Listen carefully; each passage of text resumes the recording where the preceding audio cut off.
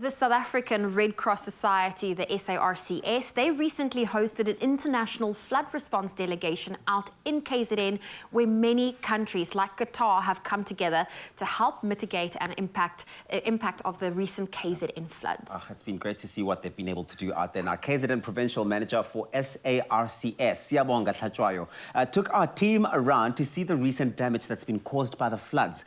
And we showed, some of the ways in which they've been able to provide relief from the community out there and the citizens in KZN. In fact, let's watch this.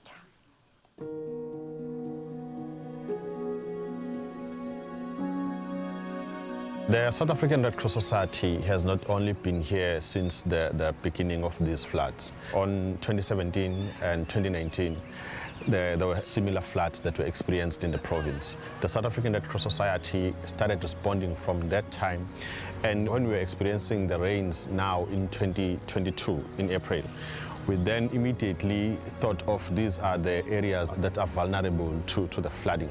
And we immediately sent a team to come in and assess, mobilizing resources and also providing support. And when we came here, we learned of the devastating damage that the rains and floods had caused. So we've been since mobilizing resources and delivering them into the communities. Currently, we've been continuously providing psychosocial support. We've been providing groceries on a daily basis. We provided with gas stoves, and we are providing them with gas cylinders so that the centers can be able to prepare meals on their own. We are providing clean and fresh water with water tankers, the trucks that are moving around supplying water. And also, we are looking into many projects that we are going to be implementing to ensure that there is recovery, and also supporting in rebuilding and building even better, as we are trying to mobilize resources from different partners as well as sister national societies of the Red Cross Society. The South African Red Cross Society has allocated 6 vehicles to distribute food to the 26 sites that were affected. We're having some issues when distributing the food to some sites because the roads are broken down. So it takes longer than it usually takes to get to those sites. Sometimes we have to change routes in order to get into those sites. Behind me is Quarry Heights informal settlements. As you are seeing here, it's damaged and many houses were washed away, and there were even fatalities here. In 2019, we came here to provide relief also to the victims of the floods. We used to drive in here and be able to set up, erect a tent and distribute relief items. But today, everything has been washed away. People's checks were washed away.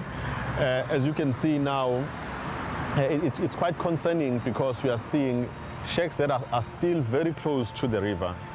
And you are thinking, if it were to happen again, many houses are also going to be washed away. As you can see, the infrastructure is seriously damaged. There's a great need and also engagement with the community in terms of moving to more safer and more formal settlements than where they are residing at the moment. So we feel that community engagement is vital here to ensure that they are building better. We restore their human dignity and we assist them into building better so that even in the future, they are not always affected. As the slogan of disaster management says, disaster management is everyone's business. We need to implement disaster risk reduction projects that will ensure that, number one, we are identifying vulnerable and risky areas that are vulnerable to many disasters. That way, measures can be put in place to ensure that the community that are exposed, the risks are minimized, and also if ever there is even a need, community members can even be reallocated to more safer areas.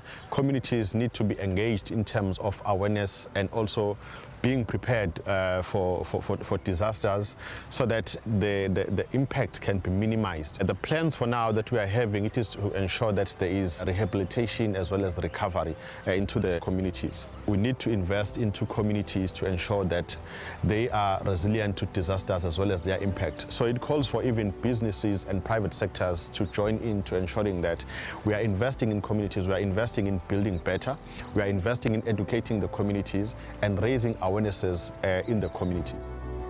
One must appreciate South Africans for their contributions.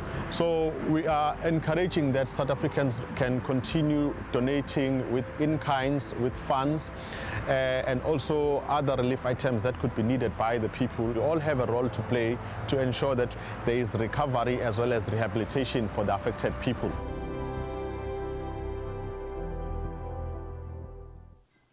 Oh, some wonderful work being done. Thank you so much. Well, you can continue to show support to all those vulnerable and impacted and affected communities on KZN. The work does not stop here. Our work certainly doesn't stop here. We've got lots of entertainment coming your way. We promised you a bit of a treat from Masihlale musical project. Let's check out what they've got for us. G-Man?